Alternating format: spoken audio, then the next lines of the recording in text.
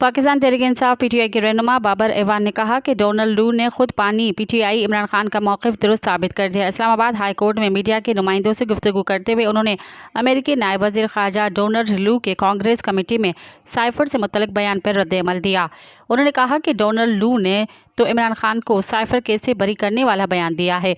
Babar Evan का कहना था कि डोनाल्ड लू कहते हैं कि साइफ़र है ही कोई नहीं, केस फौरी वापस लेना चाहिए। साइफ़र मामले पर अमेरिकी नायब वज़ीर ख़ारजा डोनाल्ड लू सच्चा है तो इमरान खान पर मुकदमा झूठा है।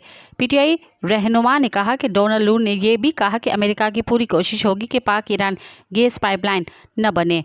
क्या ये मुदाखलत नहीं है? शर्म करे जो लोग कहते हैं कि मुदाखलत नहीं है।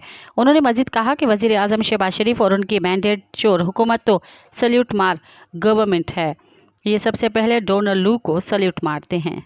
मज़ीद ख़बरनि ऐं तफ़सीलात लाइ विज़िट कयो असांजी वेबसाइट www.awamiNewsHD.com ऐं ॾिसंदा रहो अवामी न्यूज़ HD।